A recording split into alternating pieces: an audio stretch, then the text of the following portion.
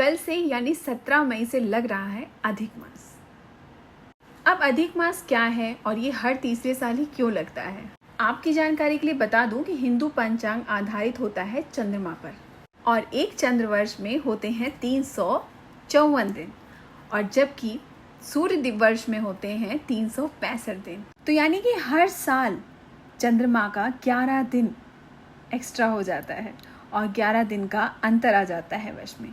यही 11 दिन इकट्ठा होके हर तीसरे साल यानी 30 से 29 दिनों तक पहुंच जाता है और हर 32 महीने के बाद, लगभग 32 महीने 16 दिन के आसपास ये अधिक मास लगता है। क्योंकि अधिक मास एक अतिरिक्त महीना था तो इसलिए इसमें कोई भी पूजा पाठ, शादी विवाह, मुंडन संस्कार ये सब नहीं करता था। तो लोगों ने इस महीने को कहना शुरू कर दिया मल मास।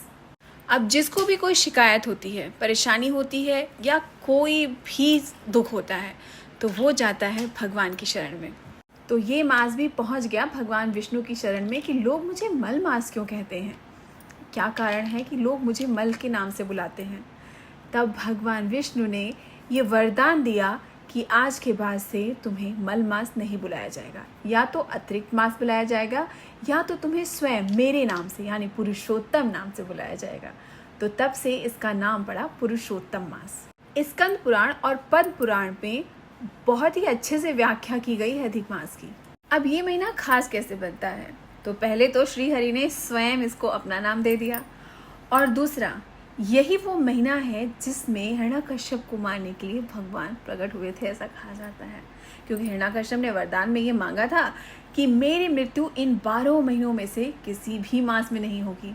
इसीलिए धीरे धीरे करके ये महीना बना जिसको कहते हैं हम अधिक मास या पुरुषोत्तम मास।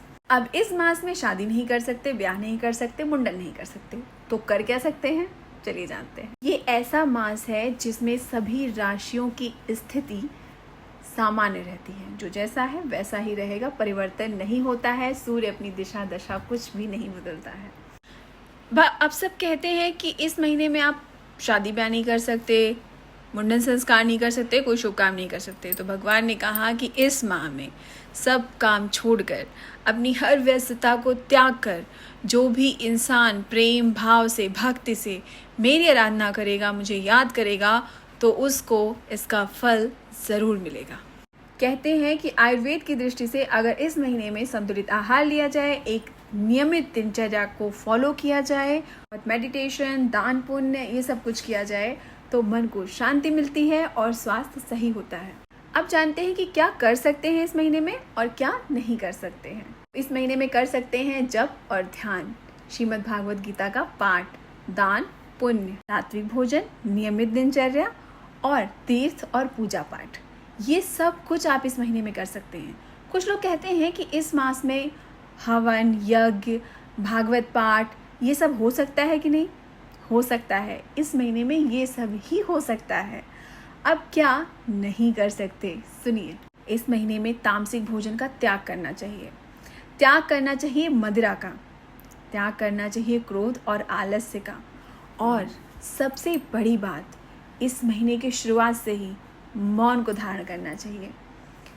मौन रहना अपने आप में बहुत ऊर्जा प्रदान करता है। और सबसे खास बात विद्यार्थियों के लिए, अगर आप अपने विद्यार्थी जीवन में हैं और आपसे संभव है, पढ़ सकते हैं, तो संस्कृत में श्रीमद् भागवत गीता का श्लोक पढ़िए, 20वां अध्याय, 11वां अध्याय, जो भी आप पढ़ सकते हैं। और अगर आप संस्कृत में नहीं पढ़ सकते तो आप हिंदी का पाठ करिए, लेकिन आप इस महीने में श्रीमद् भागवत गीता का पाठ ज़रूर करिए। ये निवेदन मेरा सभी विद्यार्थियों से है जो इस समय विद्या अर्जन के काम में लगे हुए हैं। श्रीमद् भागवत गीता को मोटिवेशनल बुक समझ के पढ़ लीजिए, अगर धार्मिक ग्रंथ पर समझ के नहीं पढ़ना चाहते हैं तो, पर पढ़िए ज़रूर, बहुत कुछ सीखने को मिलेगा आपको उससे। उम्मीद करती हूँ आपको अधिक मास की बहुत सारी जानकारियाँ जो मुझे पता थी मैंने आपको दी है। आप इसको फॉलो करेंगे और कोई भी एक चीज़ जो आपको बहुत पसंद है लेकिन वो स्वास्थ्य के लिए हानिकारक है, उसे आप इस महीने में छोड़ेंगे, त्याग करेंगे, तो कल से अधिक मास प्रारंभ हो रहा है और पहले दिन से ही नियमित दिनचर्या, श्रीमद् भागवत गीता का पाठ, सात्विक भोजन, मदिरा, तामसिक भोजन का त्याग, ये सारी चीज़ों का आप ध्यान रखिएगा। फिर मिलेंगे ऐसे ही किसी वीडियो में। जय श्री कृष्ण, शुभ रात्रि।